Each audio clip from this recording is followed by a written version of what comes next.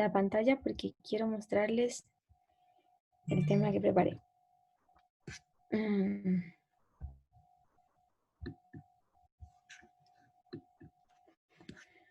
Ok. Entonces me ayuda con los comentarios y las preguntas, ¿ok? Porque no puedo manejar la página.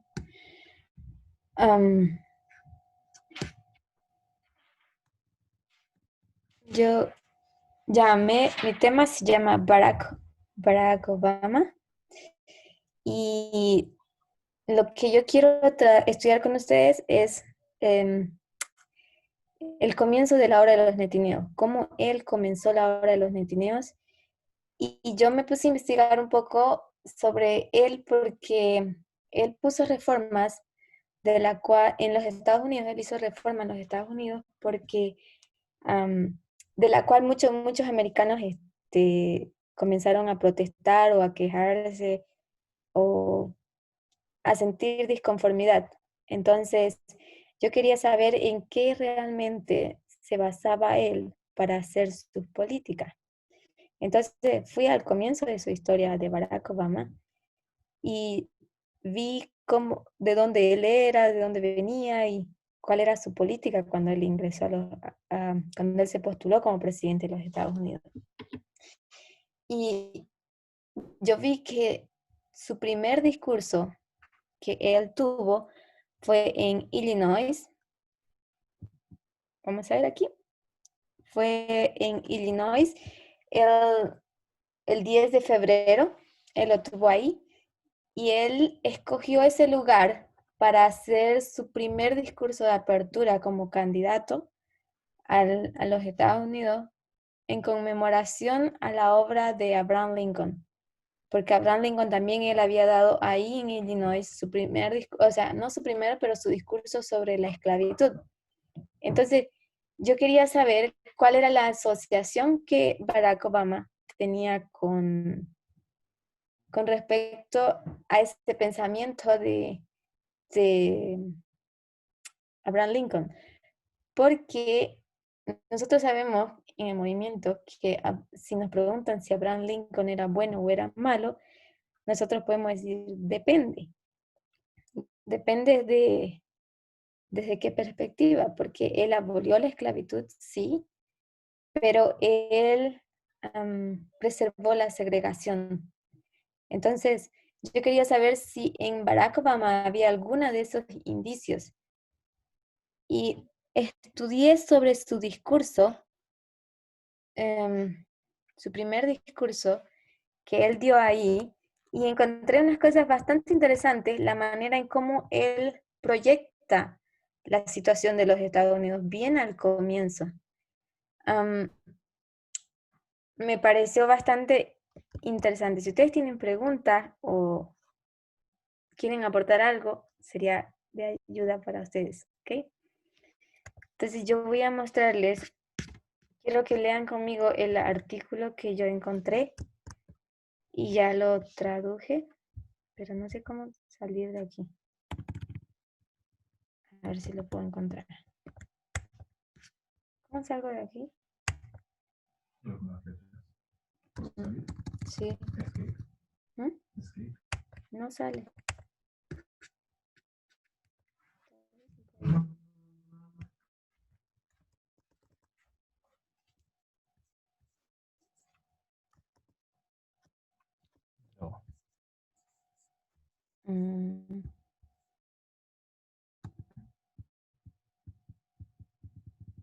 Se trabó el completo.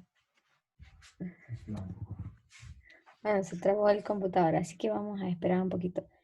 Pero lo que yo quiero contarles sobre su primer discurso y su primer discurso que él da,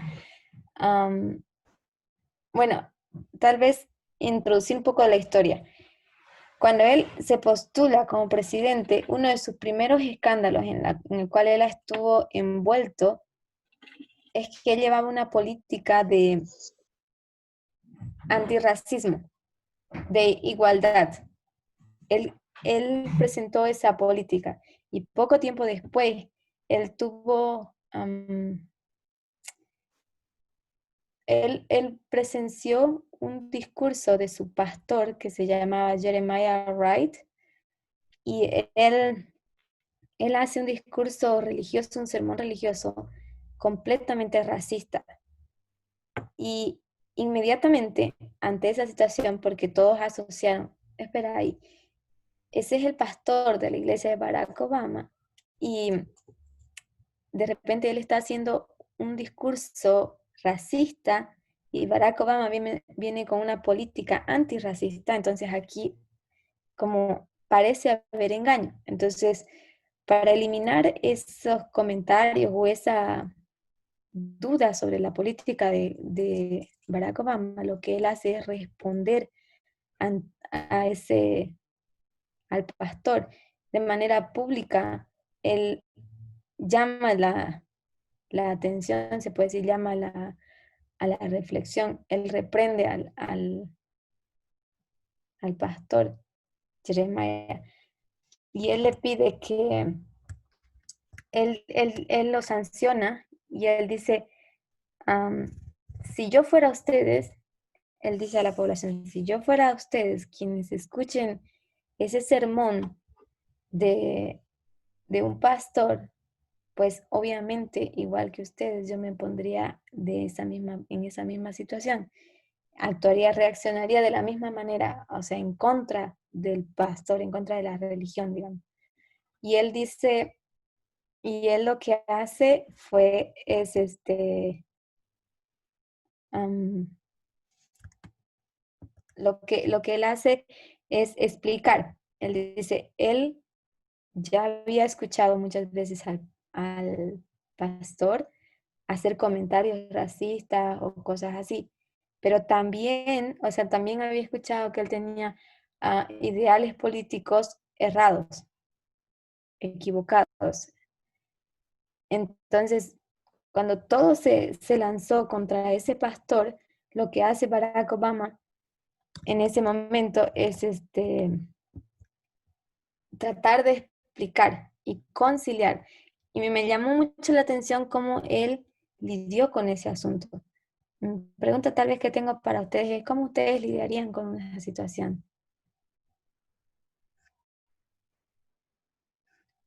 ¿Alguien ahí?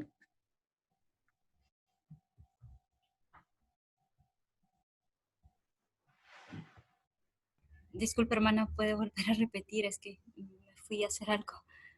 Lo último.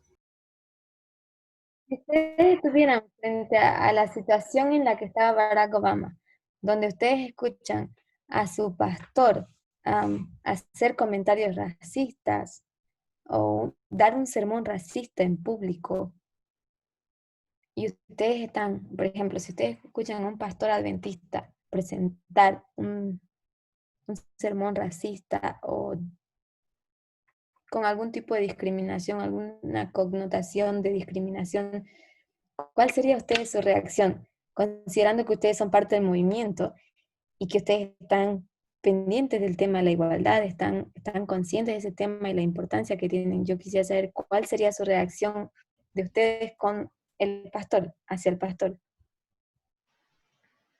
Yo creo que deberíamos hacer también una respuesta pública porque cualquier discurso racista va en contra de la luz del cielo y como no representa el carácter de Dios, entonces no podemos dejar que el carácter de Dios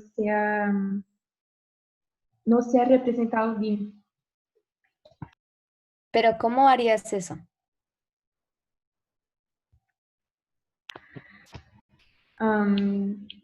Explicaría, no sé si, bueno, si es en la iglesia, en la misma iglesia, yo diría que estaría mal, no sé. No sé si es la pregunta esa. O sea, él está frente a una situación, él escucha un sermón del pastor, pero lo escucha a través de los medios. Y las personas que conocen, pues, a Barack Obama, que eran parte de su iglesia, pues postearon ese sermón para ver cuál era la reacción, porque Barack Obama sale de esa iglesia, es un hombre negro que se postula a la presidencia y que viene con una política antirracista. igualitaria. Entonces, de repente él escucha a su pastor en esa política, pero no sabe qué hacer. Entonces, o sea, sí, bueno, él sí sabe qué hacer y de hecho lo hizo, pero yo quisiera saber cuál sería ustedes su reacción. Supongan que ustedes escuchan a algún anciano del movimiento, un pastor de la iglesia, y él está haciendo un sermón. ¿Cuál sería ustedes su reacción hacia él? Es complicado, porque normalmente siempre decimos que debemos aplicar Mateo 18 en la iglesia primero y después, si la persona no hace un cambio, eh, bueno, como dicen, en este caso es, no sé, cómo manejarlo. Y, como dice Obama, lo hizo público, creo, su rechazo y como dijo la hermana, ¿no? Que también debe ser público, ¿no? Eso, poner las cosas claras de realmente cuáles son los principios de la iglesia, ¿no? A la cual representamos mediante, mediante la voz de Dios, ¿no? Y, y la verdad que sí es, yo pienso que, no sé, hermana, si usted aplicaría Mateo 18 en ese caso con el pastor. Mateo 18 dice, Mm.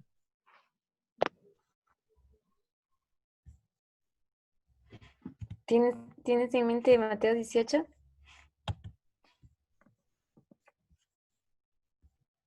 Ese Vamos es el a CPR ver. en la aplicación. Hágalo, por favor. Y Ok. atrás arriba un montón. Me disculpan un momento, tengo que salir del programa porque la computadora se colgó. La voy a reiniciar y ingreso de nuevo, ¿ok? Está bien, hermano.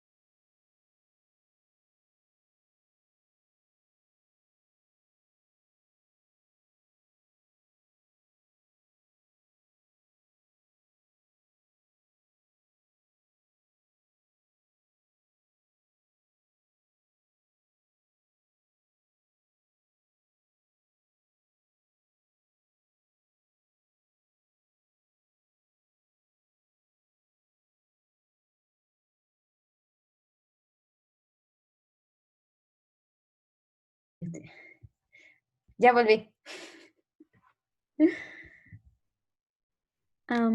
Aquí, aquí tengo ese es el comentario de Barack Obama, la respuesta que dio a ese pastor en esa situación. Y quiero que todos lean conmigo. Vamos a leer los primeros 2 o 3 párrafos. Caro, ¿será que tú puedes comenzar a leer? Sí, desde, ok. Entregado el martes 18 de marzo de 2008 en la Constitución Center de Filadelfia. El 19 de marzo de 2008, nosotros, el pueblo, para formar una unión más perfecta. Hace 221 años, en la sala que todavía está en pie al otro lado de la calle, un grupo de hombres se reunió con estas simples palabras. Lanzó el improbable experimento de América en democracia. Granjeros y académicos, estadistas y patriotas, que habían cruzado el océano para escapar de la tiranía y la persecución, finalmente hicieron realidad su declaración de independencia en una convención en Filadelfia que duró hasta la primavera de 1787. ¿Sigo? Sí, ¿Sigo? dos. Sí. Perdón. El documento que produjeron fue finalmente firmado, pero en última instancia inacabado. Estaba manchado por el pecado original de la esclavitud de esta nación, una cuestión que dividió a las colonias y llevó a la convención a un punto muerto hasta que los fundadores eligieron permitir que el comercio de esclavos continuara por lo menos durante 20 años más y dejar cualquier resolución final a las generaciones futuras. ¿Uno más?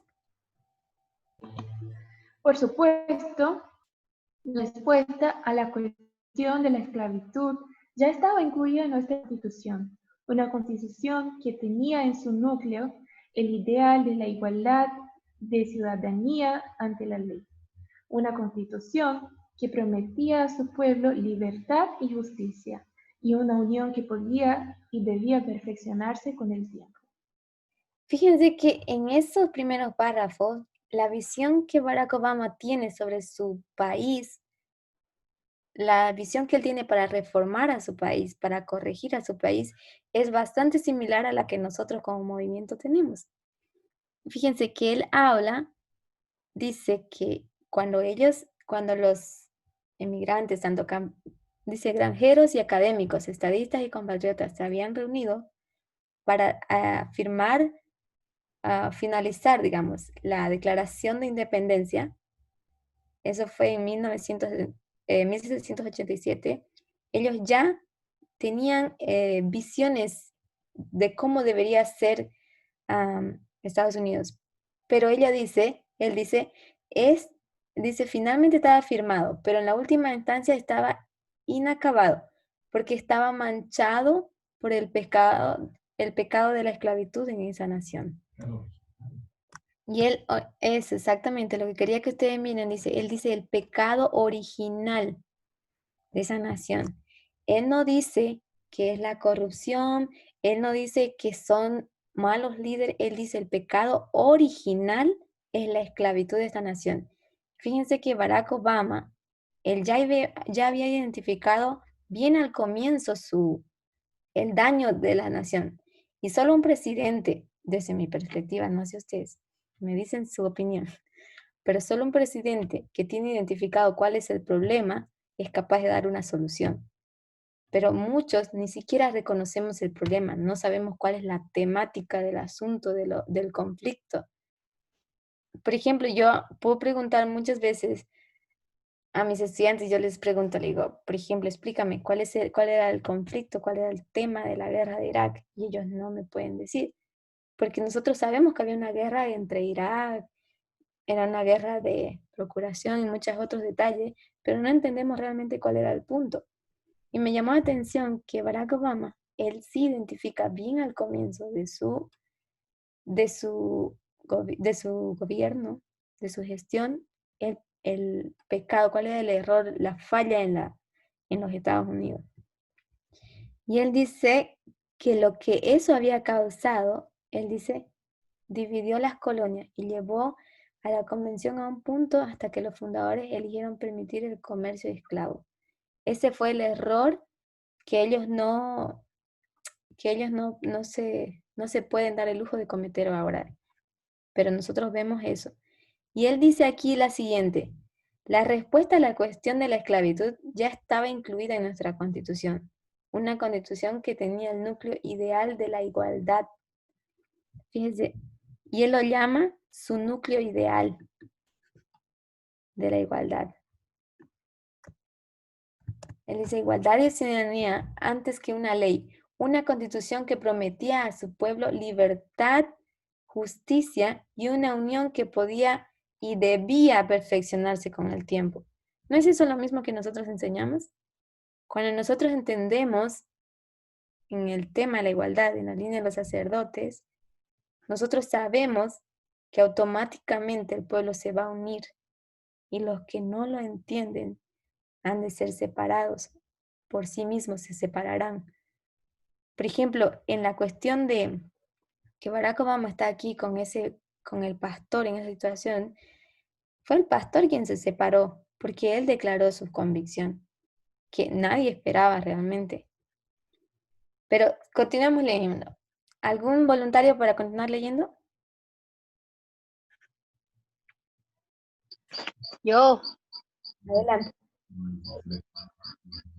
voy a leer. Ok.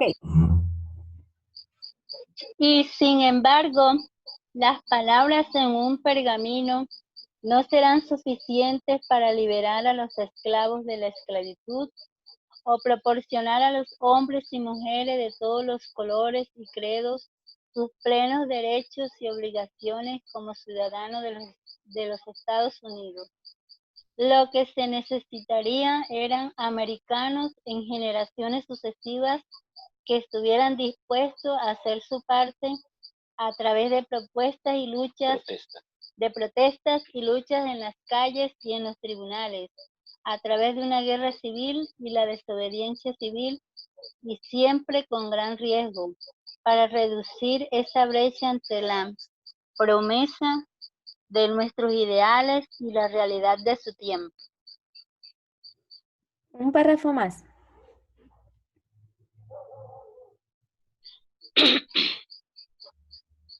Menos empleos en el ayuntamiento, una forma en que Flynn puede comenzar a detener el déficit.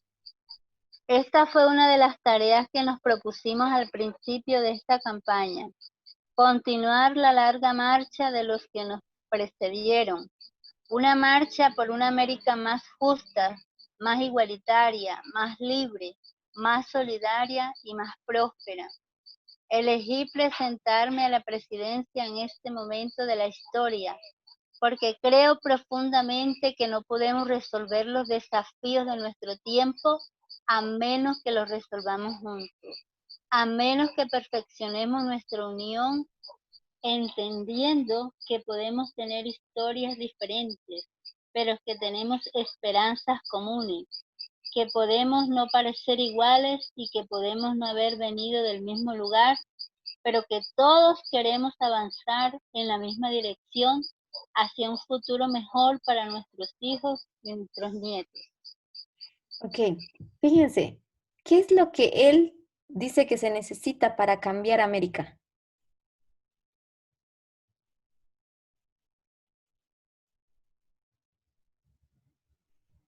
Aquí arriba, negrito. Él dice, se necesitarían Nuevos americanos. participantes, nuevos voluntarios, digamos, nuevos americanos, están hablando ahí, digamos, de nueva generación. Pero específicamente, ¿cómo son esos nuevos americanos? ¿Cómo deberían ser?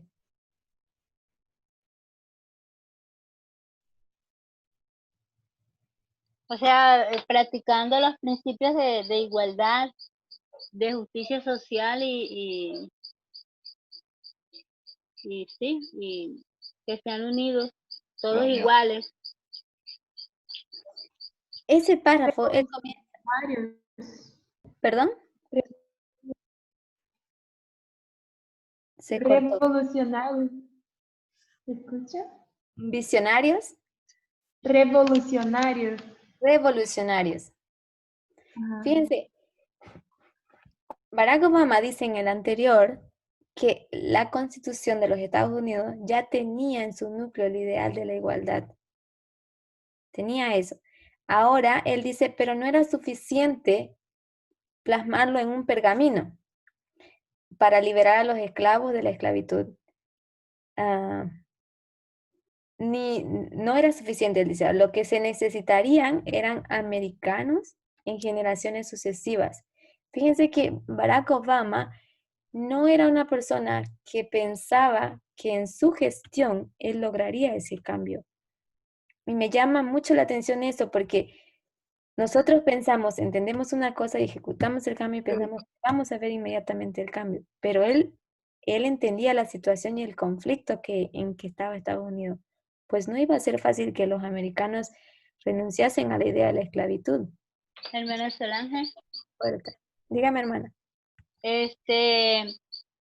También me llama la atención que él dice que para lograr esto se necesitan personas en las calles que estén protestando, personas que estén dispuestas a hacer valer, hacer que la Constitución, ese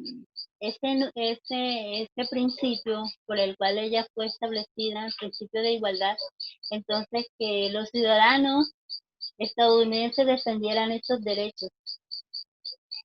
Solamente así se podrían lograr. Ay, disculpe.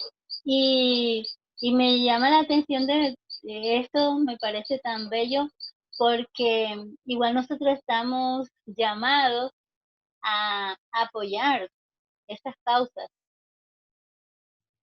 Exactamente. De hecho, esta parte quería hacer eso. Ellos dicen que necesitamos una nueva generación, generaciones sucesivas, donde se logre que estén dispuestos a hacer su parte, digamos, hacer su cambio. Ahora aquí dice, a través de protestas y luchas en las calles, en los tribunales, a través de una guerra civil.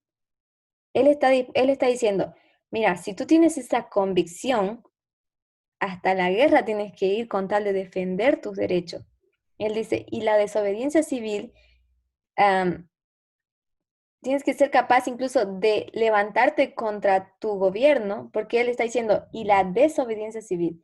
De hecho, eso es precisamente la tercera enmienda, la 13ª enmienda, que habla de que los americanos pueden armar con armas de fuego para levantarse contra un gobierno opresor. Y él está haciendo esa referencia. Fíjense que él tenía una visión incluso de que ya iba a haber una guerra civil. Y bien al comienzo de su gestión, cuando todavía no se veían demasiados indicios de racismo como es hoy, como se está viendo ahora en la gestión de Donald Trump.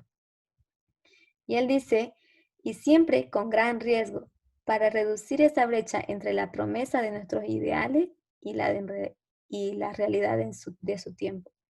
Esta frase que él menciona me hizo recuerdo a esa cita de Elena White donde dice, la mayor y más grande necesidad del mundo es hombres y mujeres que no se vendan ni se compren, sino que defiendan sus ideales.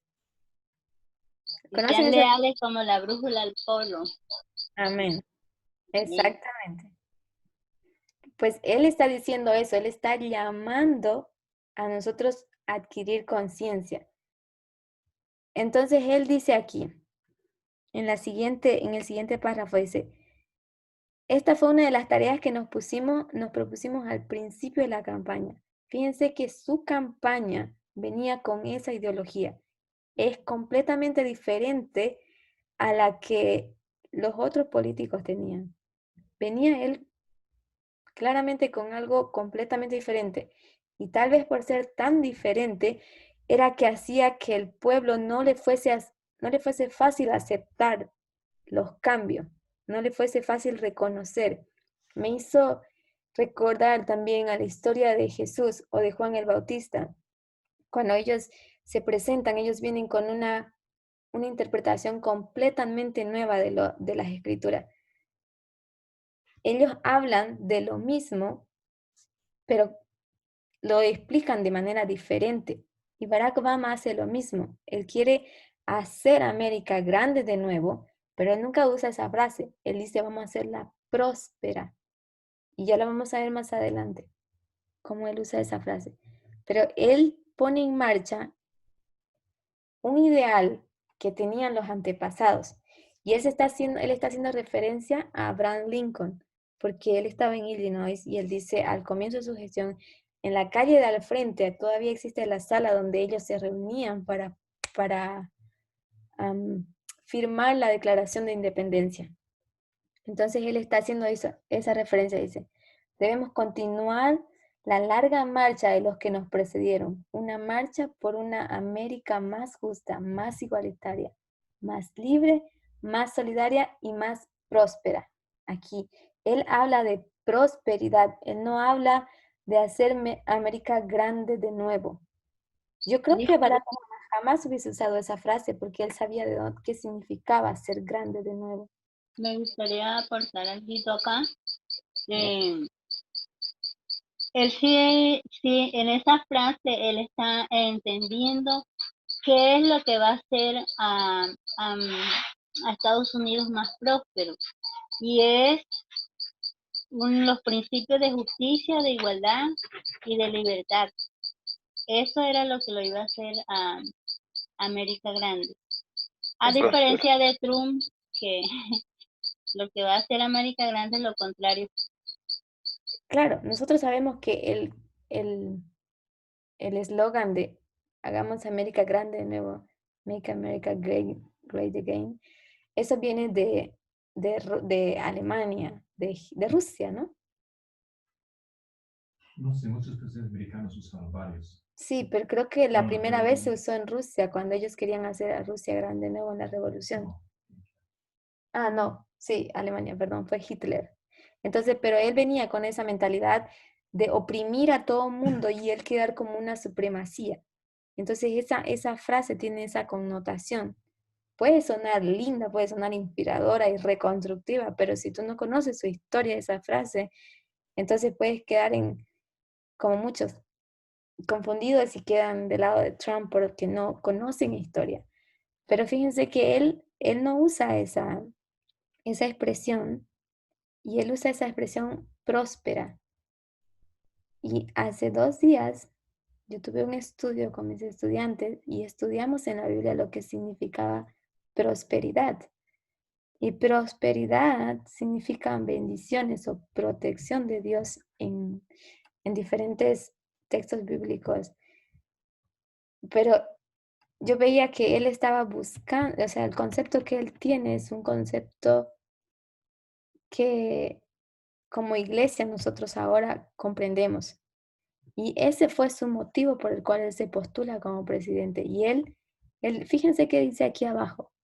Dice, elegí presentarme a la presidencia en este momento de la historia porque creo profundamente que no podemos resolver los desafíos de nuestro tiempo a menos que lo resolvamos juntos, a menos que perfeccionemos nuestra unión. ¿No es eso lo que los sacerdotes ahora están buscando? ¿No es eso lo que están buscando los sacerdotes? Se supone que al final tienen que estar perfectamente unidos en una misma creencia, en una misma ideología. Entendiendo que podemos tener historias diferentes, él dice, pero tenemos esperanzas comunes, que podemos no parecer iguales y que podemos no haber venido del mismo lugar, pero que todos queremos avanzar en la misma dirección y construir un buen futuro para nuestros hijos y nuestros nietos. Pero sigamos leyendo, porque este discurso es la clave del estudio que quiero hacer. ¿Alguien puede leer los siguientes 3 párrafos? ¿Otro voluntario? Yo leo. Adelante. Leo. Lea usted. Esta creencia proviene de mi fe inquebrantable en la decencia y generosidad del pueblo americano, pero también proviene de mi propia historia americana. Soy el hijo de un hombre negro de Kenia y una mujer blanca de Kansas. Me crié con la ayuda de un abuelo blanco que sobrevivió a una depresión para servir en el ejército de Patton durante la Segunda Guerra Mundial y una abuela blanca que trabajó en una línea de montaje de mejores escuelas de América, de bombarderos en Fort Leavenworth, mientras él estaba en el extranjero. He ido a algunas de las mejores escuelas de América y he vivido en una de las naciones más pobres del mundo. Estoy casado con una americana negra que lleva en su interior la sangre de esclavos y dueños de esclavos, una herencia que pasamos a nuestros 2 preciosas hijas. Tengo hermanos, hermanas, sobrinas, tíos y primos de todas las razas y todos los matices dispersos en 3 continentes. Mientras viva, nunca olvidaré que en ningún otro país de la tierra mi historia es siquiera posible. ¿Sigo? Sí, dos más. Es una historia que no me ha convertido en un candidato más convencional, pero es una historia que ha grabado en mi composición genética la idea de que esta nación es más que la suma de sus partes, que de muchos somos realmente uno. A lo largo del primer año de esta campaña, en contra de todas las predicciones, vimos cuán hambriento estaba el pueblo americano de este mensaje de unidad. Bello. A pesar de la tentación de ver mi candidatura a través de una lente puramente racial, obtuvimos victorias contundentes en estados como algunas de las poblaciones más blancas del país. En Carolina del Sur, donde la bandera confederada aún ondea, construimos una poderosa coalición de afroamericanos y americanos blancos. Hasta ahí. Entonces, ustedes pueden ver que la inspiración que Obama tenía era su misma historia. Él venía de un padre que era un hombre negro de Kenia, su madre era de Kansas, era americana, era blanca. Fíjense que es importante lo que él dice, porque en base a lo que él dice es lo que él ejecuta sus reformas en su gobierno. Él dice que él tiene su abuelo que sobrevivió a la depresión en la guerra en el ejército de Patón, ¿sí? Él fue a una guerra. Entonces, y él también dice, eso fue durante la Segunda Guerra Mundial, y él dice que su abuela, americana, blanca, ella trabajó en la línea de montaje de bombarderos. Ella básicamente estaba con la Fuerza Aérea, en la Fuerza Aérea de los bombarderos. Ella estaba en eso, se dedicó a eso. Es para el ejército, perdón. Gracias. Para Yapala, él se casó con una mujer negra que tiene sangre. ¿Sangre de qué dice? De esclavos y dueños. Esclavos.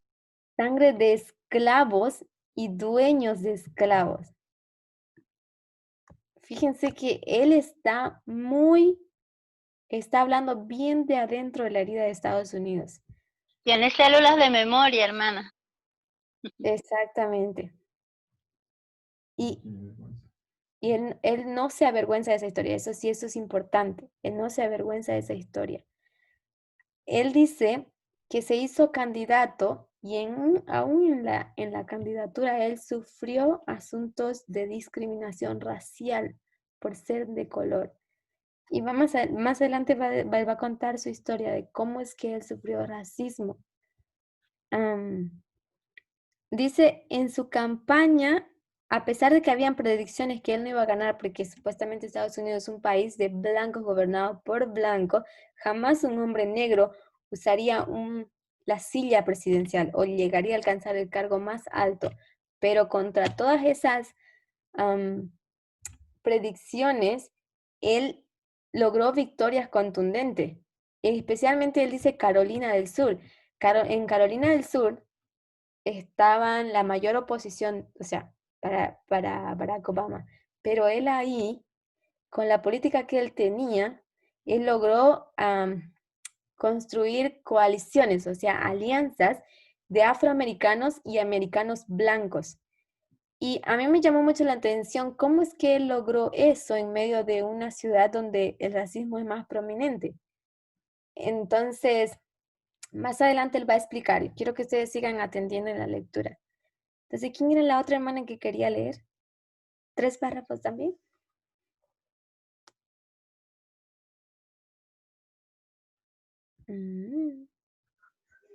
Yo. Ok. Y sin embargo, solo en las últimas 2 semanas el debate sobre la raza en esta campaña ha tomado un giro particularmente divisorio. En un extremo del espectro... Antes, el de aquí arriba. ¿Cómo? El párrafo de aquí arriba primero. Perdón. Sin embargo, ¿no? No, más arriba. Primero. Esto no Ah, bien, disculpe que lo agrandé del celu. Esto no quiere decir que la raza no haya sido un tema en la campaña. En varias etapas de la campaña, algunos comentaristas me han considerado demasiado negro, o no lo suficientemente negro. Vimos las tensiones raciales salir a la superficie durante la semana antes de las primarias de Carolina del Sur. La prensa ha buscado en todas las encuestas la salida, las últimas evidencias de polarización racial, no solo en términos de blancos y negros, sino también de negros y morenos. Sin embargo, solo en las últimas 2 semanas el debate sobre la raza en esta campaña ha tomado un giro particularmente divisorio.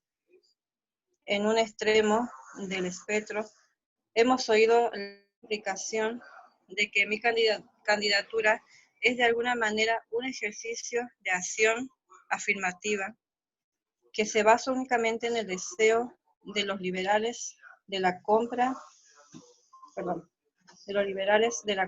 la reconciliación racial a bajo precio. En otro extremo, hemos oído a mi ex pastor, el reverendo Jeremiah Bridge, utilizar un lenguaje incendiario para expresar opiniones que tienen el potencial no solo de ampliar la división racial, sino también opiniones que denigran tanto la grandeza como la bondad de nuestra nación, que ofenden con razón tanto a los blancos como a los negros. ¿Uno más? Sí. Ya he condenado en términos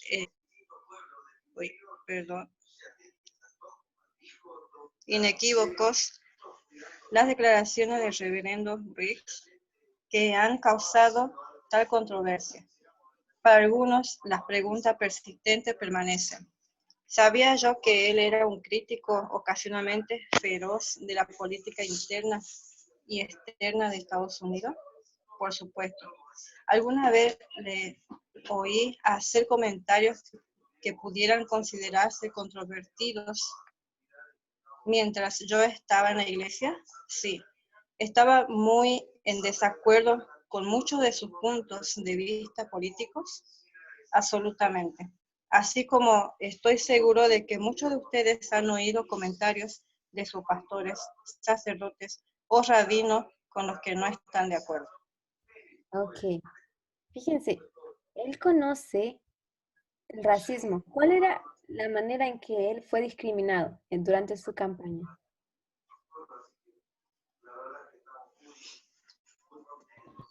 Porque él es mezclado, digamos. Algunos decían que era demasiado negro y otros que era muy no tan negro. Yo creo. Gracias. Pero fíjense ese detalle. Ellos dijeron que eran demasiado negro para amotinar a las personas blancas. Y después dijeron, ellos, no, en realidad no es tan negro, es más bien moreno. Entonces, ¿para qué? O sea, bueno, entonces para que él no pueda recibir el apoyo de las personas negras. Entonces ellos trataron de meterlo en medio, como donde no encaje ni aquí ni allá. ¿Me dejo entender? Ellos a ese nivel trabajaron para poder desprestigiarlo a él y, digamos, sacarlo de la candidatura en una manera. Pero obviamente no tuvo resultados. Ahora él va a comenzar a tocar el tema de su pastor y yo quiero que ustedes atiendan. Él dice que ya conocía sus ideas feroces en contra o críticas en contra de la política interna y externa de los Estados Unidos. Él ya sabía que él hacía comentarios controvertidos de esa manera en cuanto a los temas de racismo. Y él dice que estaba en desacuerdo en muchos puntos con él, sobre política en especial. Entonces y él dice claramente, así como supongo ustedes también estarán en desacuerdo cuando ustedes oyen a sus pastores, sacerdotes o rabinos en algo que no es tan correcto. ¿Me dejo entender? Ahora, quiero que ustedes presten atención a estos 3 párrafos que vamos a leer, porque quiero que me digan qué viene a su mente cuando ustedes leen ese párrafo. ¿Algún voluntario? Yo, No, adelante. pero tengo solo uno. Los otros no sé dónde están. Aquí, empiece con donde dice, pero los Pero los comentarios. comentarios que han causado esta reciente tormenta de fuego no fueron simplemente controvertidos, no fueron simplemente el esfuerzo de un poder religioso para hablar en contra de la injusticia percibida.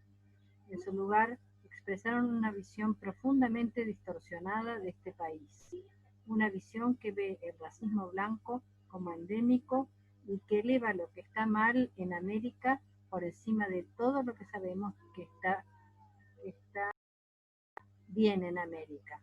Una visión que ve los conflictos en Oriente Medio como arraigados principalmente en las acciones de aliados incondicionales como Israel, en lugar de emanar de las perversas y odiosas ideologías del Islam radical. ¿Uno más? El siguiente. No veo más, no veo más. ¿Ahora? ¿No? No se ve. No, ese es lo último que veo. Yo sí lo veo. Ok, Bueno, ¿puedes leer? si no, entonces, por favor. Bien, yo. Vamos por ahí, dado mis antecedentes. Sí. Ay, hermana, dado mis antecedentes. No, aquí. Como tal, Ajá, espera, hermana, que lo puso muy grande. Ay, como tal, es ahí. Como tal, los comentarios del reverendo. Hermana, ¿qué le pasó? yo no estoy, es el hermano Marco que está cambiando. Me cargo. Hermana, me está mirando. Comentarios del reverendo Grip no solo fueron erróneos, sino divisorios. En un momento en el que necesitamos unidad, cargado de racismo, en un momento... Ay, hermana, lo que pasa es que está... Espera un momentico. Ahora sí, ya. Ya lo acomodé. Disculpen, lo comienzo de nuevo. Okay. Como tal, los comentarios del reverendo Grip Uy. no... Sí, bueno, yo no soy inglés. No solo fueron erróneos, sino divisorios. Divisorios en un momento en el que necesitamos unidad.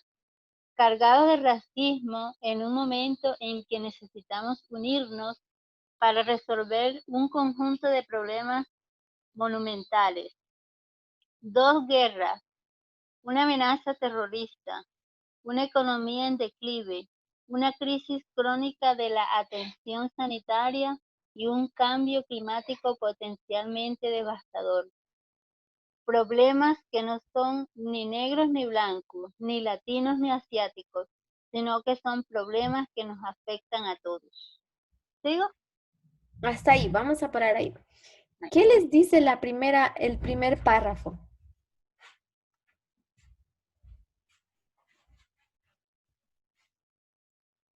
Esa parte, ¿qué les recuerda cuando oyen tormenta de fuego? De fuego.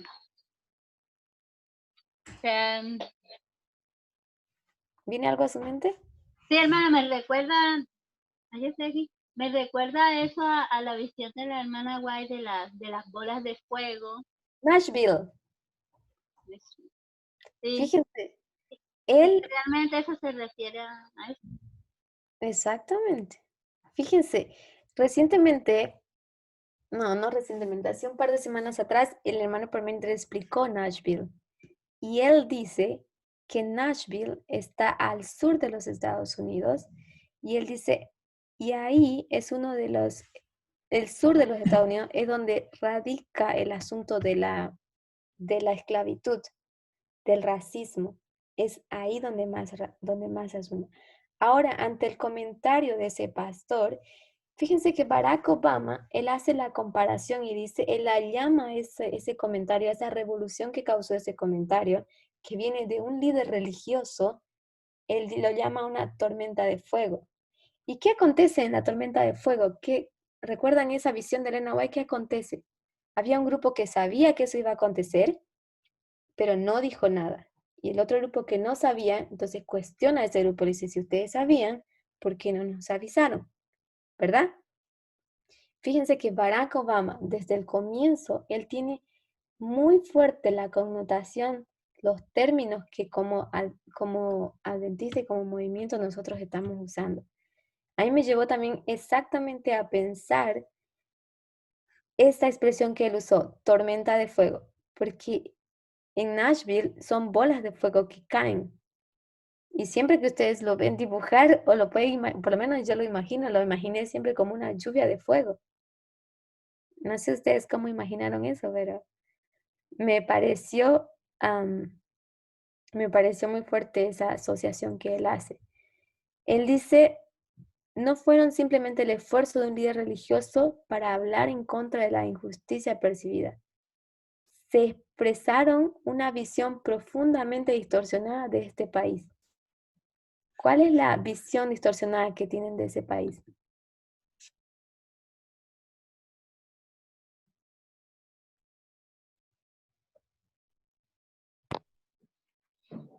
Apoyando lo que está mal en lugar de apoyar lo que está bien. Exactamente. ¿Y qué causaba esa visión errónea, esa ideología errónea?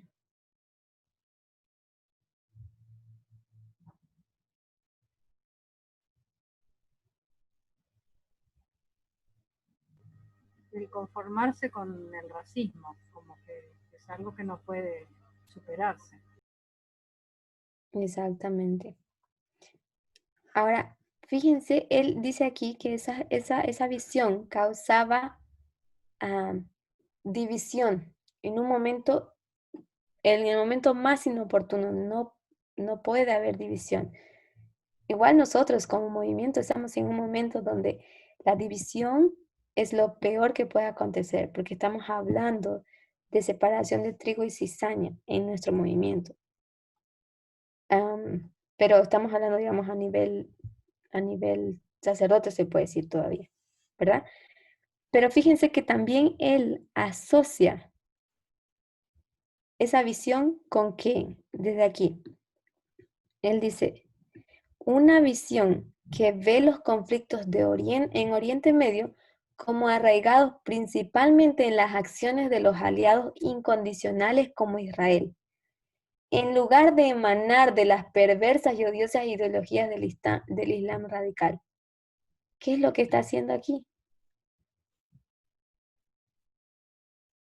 Él está asociando la misma visión con el Islam radical. Nosotros sabemos, ahora entendemos, porque Emmanuel Parmenides podemos decirlo, descifró para nosotros, es que Nashville es una repetición y ampliación de lo que fue el 11 de septiembre, de lo que fue Nueva York. Habían edificios que se iban a destruir, aquí eran casas que se iban a destruir, pero en ambos asuntos estaba el Islam.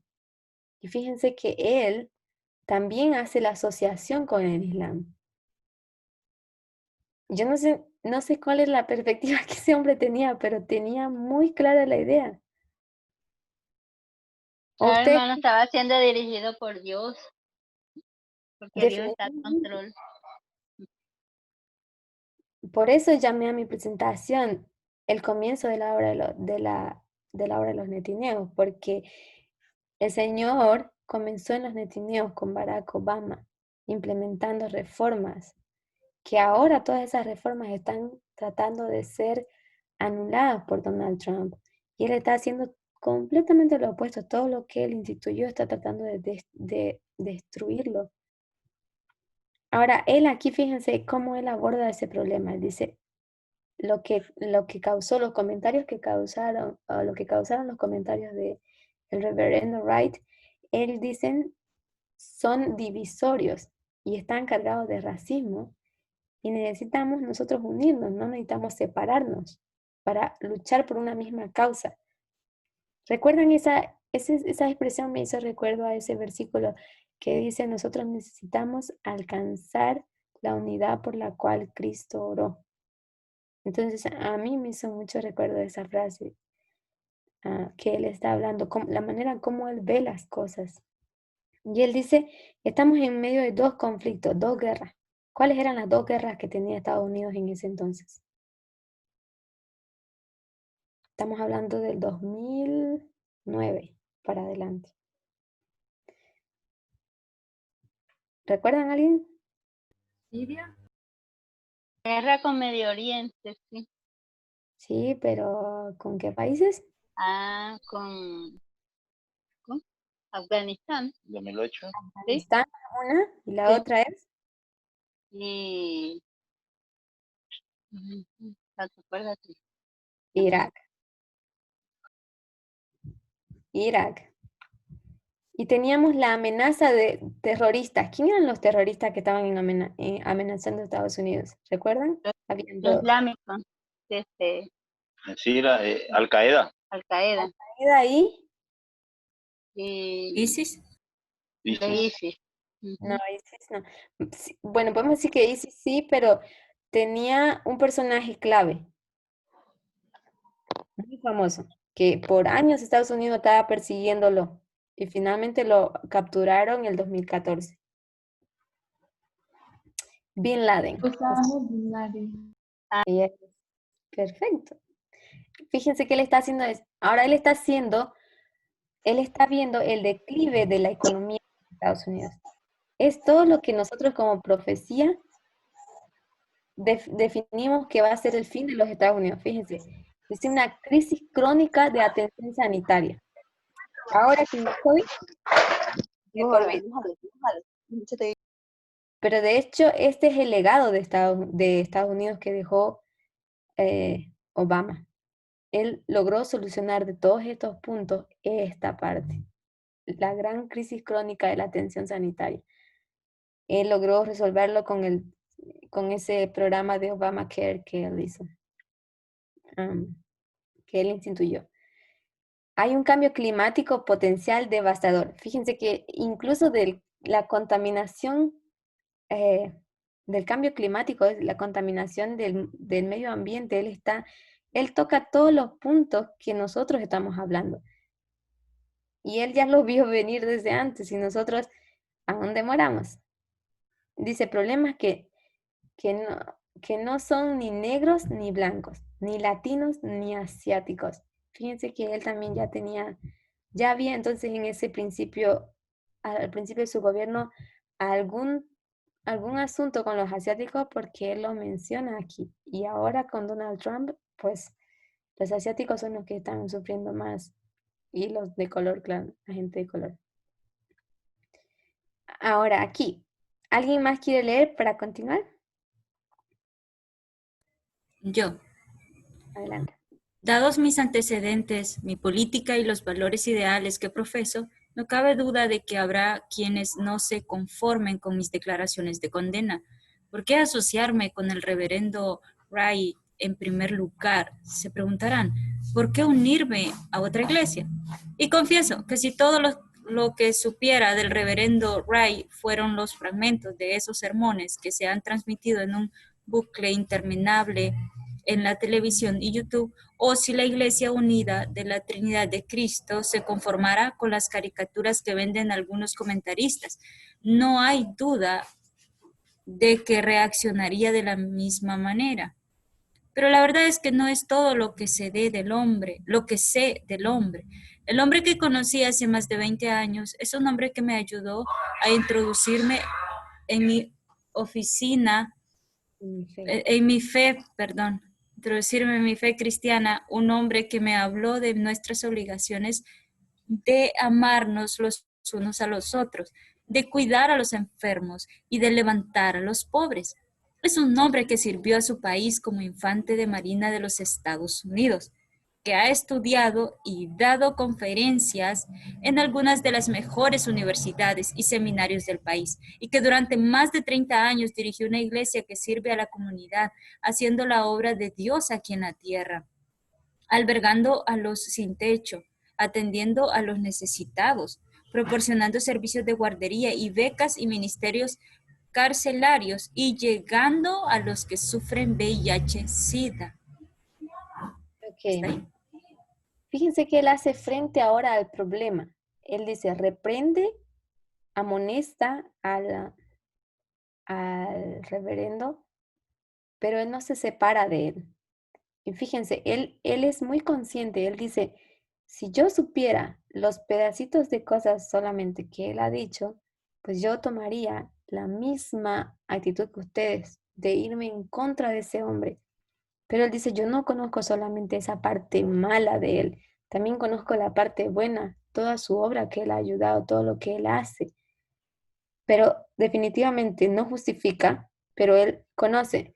Entonces, me imagino, por eso les hice la pregunta, si ustedes estuvieran frente a una situación donde un pastor habla de tal situación, me preguntaba yo a ustedes si ustedes responderían, ¿cómo era que nosotros reaccionaríamos? ¿Reaccionaríamos emitiendo un juicio y lo descalificaríamos y destruiríamos su persona pública? ¿O tomaríamos esa postura que él toma, reprenderlo, amonestarlo?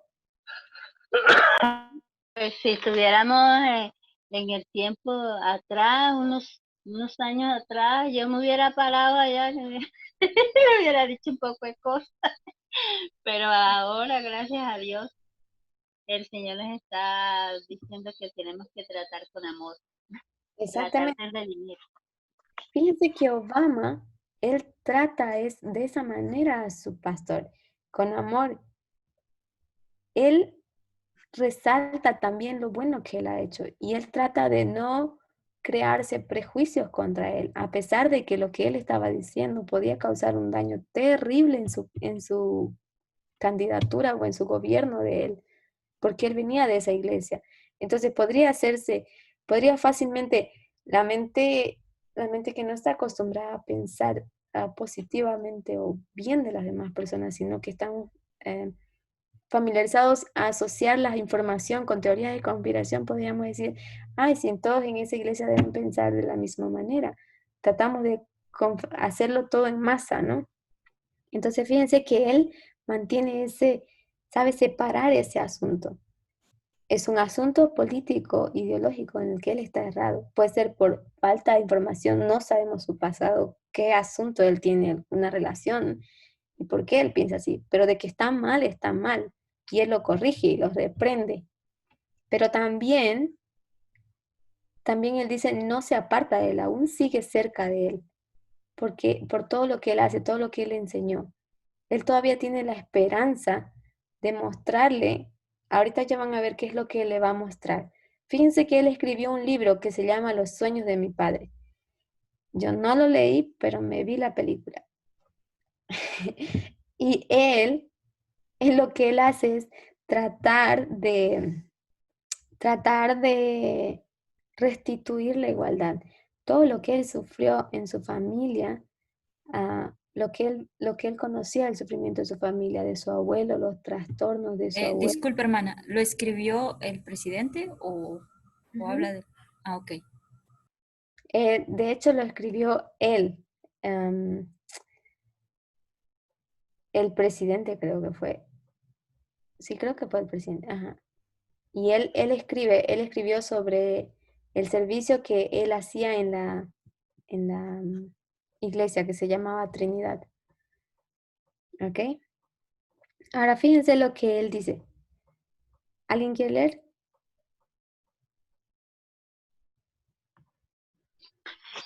La gente, ay hermana, la Ajá. gente comenzó a gritar.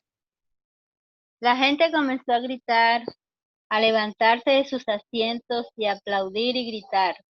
Un viento fuerte llevando la voz del reverendo hacia las vigas.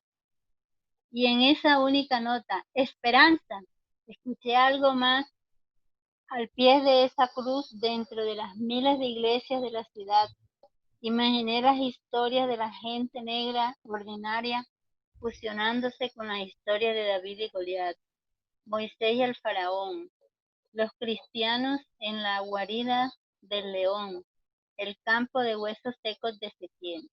Esas historias de supervivencia y libertad y esperanza se convirtieron en nuestra historia, mi historia.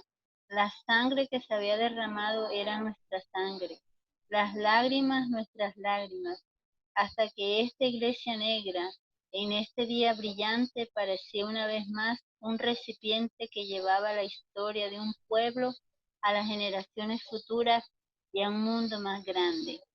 Nuestras pruebas y triunfos se convirtieron a la vez en únicos y universales, negros y más que negros.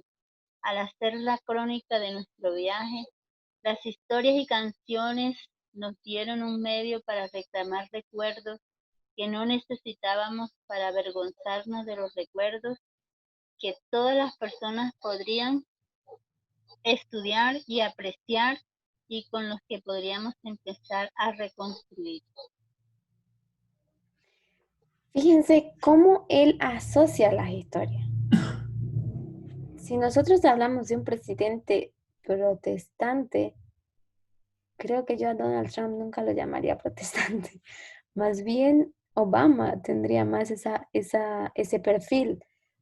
Pero fíjense que él imagina la historia de la gente negra ordinaria que no tiene educación, que no tiene influencia combatiendo. Ellos serían como David contra un gran gigante.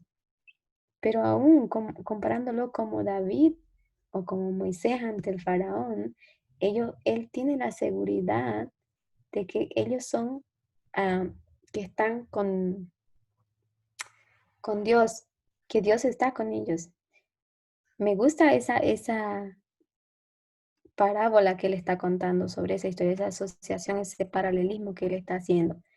Y él dice, habla también de el valle de huesos secos de Israel, de Ezequiel, pero él lo pone en ese ámbito de que los huesos secos son la gente de color, los frágiles, los débiles que ellos están sufriendo. Y me llama mucho la atención. Déjenme ver si podemos terminar pronto porque me dicen que ya es hora, pero vamos a traer, ya vamos a llegar a la parte importante del texto. Entonces, ¿me dejan leer para que avance? Dice así: esa ha sido mi experiencia en Trinidad. Como otras iglesias predominantes negras en todo el país, Trinity encarna la comunidad negra en su totalidad. El doctor y la madre de la asistencia social, el estudiante modelo y el ex pandillero, como otras iglesias negras. Los servicios de Trinity están llenos de risas estridentes y a veces de humor obsceno. Están llenos de bailes, aplausos, gritos y chillidos que pueden parecer estridentes para el oído inexperto. La iglesia contiene en su totalidad la bondad y la crueldad, la inteligencia feroz y la ignorancia chocante, las luchas y los éxitos, el amor y si la amargura y el prejuicio que conforman la experiencia negra en América. Todo eso contiene esa iglesia. Imagínense de qué iglesia salió Barack Obama. Y esto ayuda a explicar tal vez mi relación con el reverendo Wright. Aunque sea imperfecto, ha sido como una familia para mí. Reforzó mi fe, ofició mi boda, bautizó a mis hijos.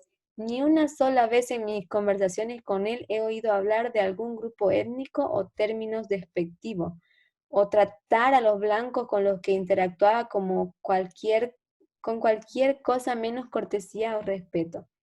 Contiene en su interior las contradicciones buenas y malas de la comunidad a la que ha servido diligentemente durante tantos años. Solo hablando del reverendo, este pedacito del discurso de Barack Obama hizo que muchas personas que tuvieron ideas así arbitrariamente impulsivas, se puede decir, en contra del reverendo, hizo que esas personas, la manera en cómo él plasmó la visión que él tiene sobre esa persona, hizo que muchas personas fuesen al reverendo y pidiesen disculpas. Y de hecho, el reverendo posteriormente, él también pidió disculpas de su discurso racista que él hizo. Y dijo que él necesitaba aprender más aún, pues nosotros estamos aquí en la tierra para seguir aprendiendo. Y él dice aquí, no puedo repudiarlo más de lo que puedo repudiar a la comunidad negra. No puedo repudiarlo más de lo que puedo repudiar a mi abuela blanca. Una mujer que ayudó a criarme, una mujer que se sacrificó una y otra vez por mí, una mujer que me amaba tanto como a cualquier otra cosa en este mundo, pero una mujer que una vez confesó su miedo a los hombres negros que pasaban junto a ella en la calle y que en más de una ocasión ha pronunciado estereotipos raciales y étnicos que me hicieron sentir vergüenza. Fíjense que él está hablando de su propia abuela, que su propia abuela tenía asuntos de racismo. Él vivió el racismo desde la familia. Es interesante el punto que él hace. Esta gente es una parte de mí y son una parte de América, este país que amo acerca de estos anuncios. Dice. Algunos verán esto como un intento de justificar o excusar comentarios que son simplemente inexcusables. Puedo asegurarlo que no lo es. Supongo que lo políticamente seguro sería seguir adelante con este episodio y esperar que se desvanezca en la carpintería. Podemos descartar al reverendo Wright como un loco, como un demagogo, así como algunos han descartado a Geraldine Ferraro en las escuelas de sus recientes declaraciones por albergar algunos prejuicios raciales profundamente arraigados. Dice, pero la raza es un tema que creo que esta nación no puede darse el lujo de ignorar en este momento. Estaríamos cometiendo el mismo error que el reverendo Wright cometió en sus ofensivos sermones sobre América. Simplificar, estereotipar y amplificar lo negativo hasta el punto de distorsionar la realidad. Fíjense que muchas veces nosotros incurrimos en errores o en ideologías o en teorías de conspiración, navegamos tanto en ellas que realmente distorsionamos completamente la realidad o nuestra percepción, que no es capaz de distinguir ya qué es correcto, qué es errado, qué es falso y qué es verdadero. Y el hermano Parminder habla mucho sobre eso. Nosotros necesitamos fortalecer nuestras facultades superiores, necesitamos saber identificar cuál es el tema, cuál es el problema de la situación. Porque esto de distorsionar la realidad, eso es lo que muchos de nosotros podemos tener. Eso es lo que se ve ahora en los Estados Unidos. ¿Ustedes piensan que Donald Trump, la manía que él tiene de mentir, la manera en que él miente, él lo hace con tanta naturalidad y estoy segura que él sabe que no está mintiendo, porque él ya perdió el sentido de la realidad. Para él vive en una mentira donde todo lo que él dice se imagina que es así. Ese es el error que cometió ese reverendo. Y ese es el error en que nosotros podemos sucumbir si nosotros no aprendemos a hacer frente a la situación. Y él dice, nosotros no podemos ignorar ese tema de racismo o de igualdad. En nuestro movimiento es el tema. Y no se puede ignorar. En el momento que nosotros ignoremos, nuestra percepción, nuestro raciocinio va a ser distorsionar la realidad. Y hay muchas personas que han salido del movimiento antes del tema de la igualdad y ahora presentarles a ellos el tema de la igualdad es simplemente algo que ellos no pueden sociabilizar o el tema de la vestimenta. Ellos se han estereotipado en el modelo que Elena White dice. Tienen una fuente, una fuente de información de la cual ellos se sostienen. Pero ellos no han sido capaces de abrir los ojos, de reconocer el asunto de la problemática. Entonces ellos se han simplemente sumergido en esos textos, pero no han aprendido a revisar correctamente cuál era el asunto. Fíjense que la mentalidad que tiene Barack Obama nos lleva mucho a pensar en la obra que nosotros estamos haciendo. él en el 2009 tenía ya esa visión. Nosotros en el 2009 estábamos en qué dispensación?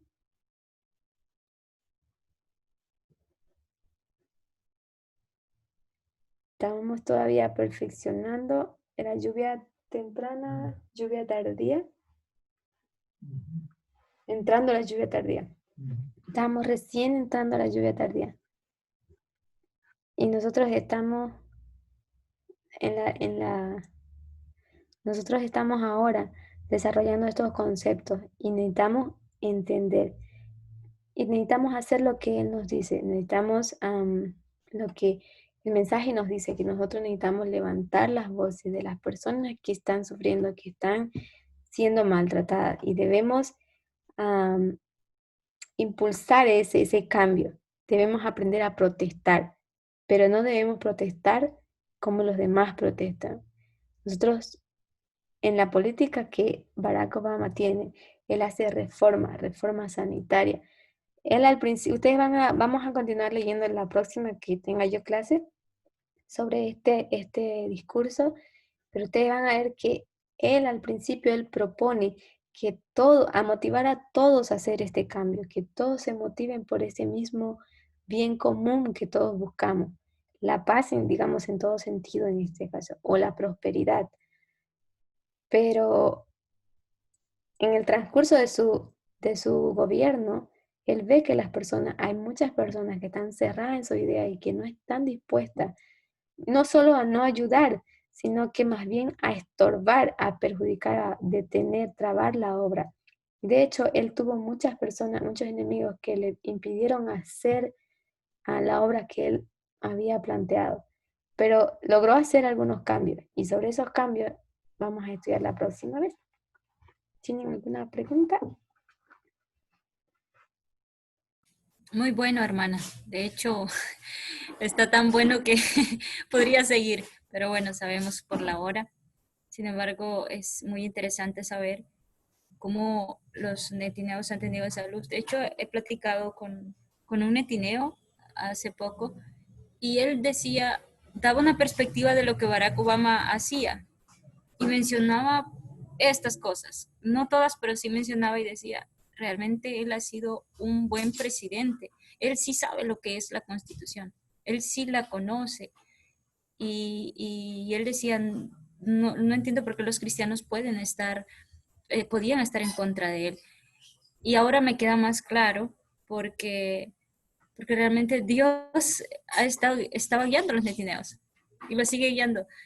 Y es interesante como el hermano Parminder ha dicho que nosotros tenemos que ser muy inteligentes para tratar con las personas y hablar, que debemos ser muy, muy sabios para poder defender incluso nuestros puntos. Y usted dijo al final la protesta, cómo debe ser la protesta. Y este es un claro ejemplo de cómo debería de ser una protesta que nosotros haríamos en los eventos externos que podíamos ver incluso en la política. Bueno, ese era mi comentario. Exactamente. De hecho, él, a modo de protestar contra todo ese sistema, contra toda esa injusticia, lo que él hace es hacer una reforma de educación donde él libera becas para que más personas puedan estudiar, en especial gente de color. La gente de color tenía una ley que ellos hacían inaccesible el adquirir un préstamo hipotecario porque era casi seguro que ellos iban a perder todo, pero solamente para la gente de color. Entonces él logra establecer una igualdad en ese aspecto para la gente de color, logra mejorar las condiciones de la educación para ellos, logra no me acuerdo otros aspectos. Logra el sistema de salud que restituye, asegura que aunque tú pierdas tu empleo porque eres negro, que porque eres religioso, que porque crees esto, que porque eres homosexual, ellos están asegurados médicamente. Y obviamente eso fue un conflicto dentro de los Estados Unidos, porque las personas blancas, quienes pagan ese impuesto, ellos dijeron, ¿por qué tenemos que pagar por personas que no trabajan? Y es cierto, ellos no trabajan, pero entonces Barack Obama responde más abajo. Ustedes van a ver Dice, ¿por qué ellos no trabajan? Porque ustedes son personas racistas. Pero él no lo dice de esa manera, lo estoy diciendo yo en mis palabras. Dice, ellos no trabajan porque ustedes son personas racistas. Ustedes los discriminan, los tratan mal, los despiden, los echan para no darles sus beneficios. Entonces, es justo que ustedes paguen al menos la salud porque no vamos a aumentar los números de las personas en la calle languicientes que están muriendo de hambre, de frío o entregándose a las pandillas porque ustedes les cierran las puertas. Entonces, a mí me gustó mucho ese principio que él hace. Nosotros quisimos traer una reforma en la cual invitamos a todos a participar, pero muchos se negaron a participar y entonces lo que él hace, él impone por ley. De hecho, ese programa de Obamacare que Barack Obama instituyó fue la primera cosa que Donald Trump él quiso destruir, quiso reivindicar, pero él consiguió 5 votos a favor, o sea, 5 votos estaban en contra del proyecto de Donald Trump y 4 a favor. Entonces, por la Corte, él perdió, por una decisión de la Corte Suprema. Entonces, lo que aconteció al perder él fue que esa ley que Barack Obama decretó o hizo el proyecto de Obamacare, ahora se hace doblemente más difícil para que Trump pueda eliminarlo, porque ahora tiene doblemente el sello de los Estados Unidos, de la Constitución de los Estados Unidos. Primero por decreto de un presidente y después por la decisión de la Suprema Corte, que es la máxima autoridad, digamos, en los Estados Unidos. Ahora, por eso es que Donald Trump tiene que cambiar también. Es una de las razones por la cual tiene que cambiar el número de los de la Corte. Tiene que poner mayoría absoluta de los republicanos para que los demócratas puedan salir. Entonces, para él poder eliminar ese proyecto, esa ley de Obamacare, mientras él no cambie eso, no se restituya el número, ellos no pueden. Pero imagínense, apenas esas personas pierdan ese seguro, ellos quedan desvalidos. Cualquier cosa ellos pueden hacer. Ellos no pueden ahora, por ejemplo, herir mucho a esas personas, porque entonces eso le va a hacer un déficit fatal al bolsillo de las personas blancas.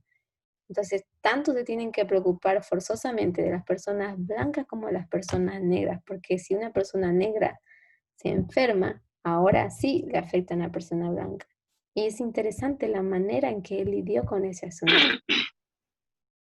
Hermana Solange, acá en Colombia hay un recurso que es el recurso de la tutela, que es el único recurso que tenemos los pobres, pues, para la clase media y clase baja, para poder hacer valer nuestros derechos. Y han intentado mucho tiempo tumbar la tutela y dejarnos desamparados. Pero vemos que para allá es que van todas las cosas. Pienso que todo se va a repetir en diferentes ámbitos, en diferentes niveles en cada país. Por ejemplo, en mi país no hay muchas personas negritas así, pero hay racismo en el ámbito, digamos, sectorial, se puede decir. Los del oriente contra los del occidente, y ese tipo de cosas, digamos.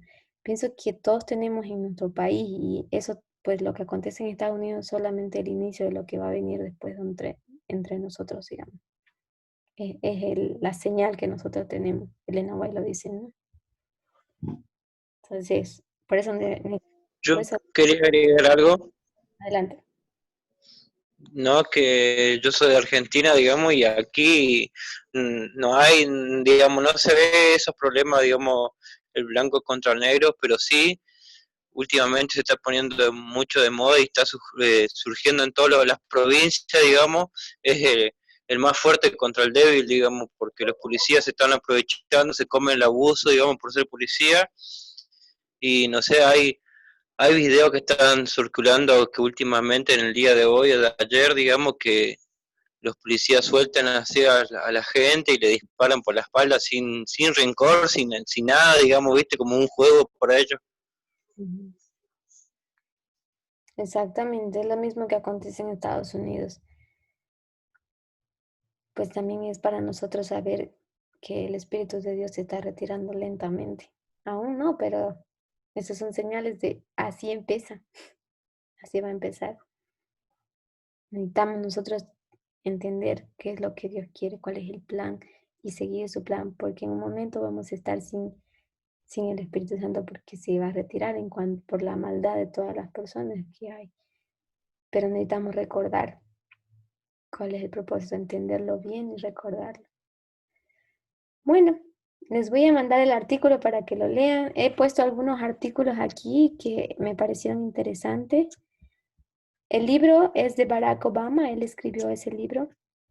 Aquí tengo una frase de su primer discurso que me llamó mucha atención. Esta es que estoy mandando, que estamos leyendo para que ustedes lo lean. Entonces yo así la próxima clase ya entro y hago aplicación sobre lo que él está haciendo.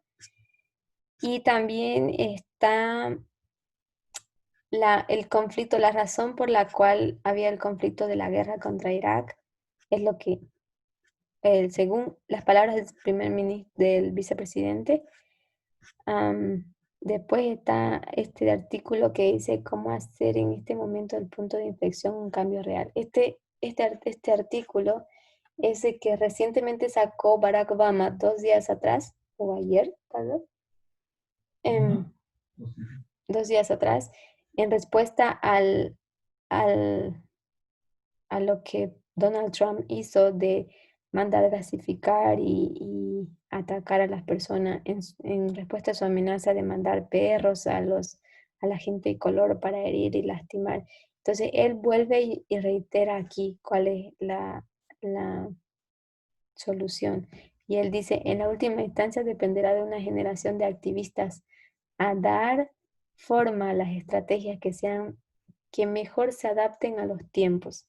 Fíjense que él está diciendo, si es tiempo de guerra, hay que entrar en guerra. Si es tiempo de protestar, hay que protestar. Pero ellos no pueden parar. Pues les voy a dejar esto para que ustedes lean y la próxima nos vemos de nuevo. ¿Está bien? Muchas gracias, hermana. Gracias. ¿Alguien quiere hacer la oración para terminar? Gracias. Yo.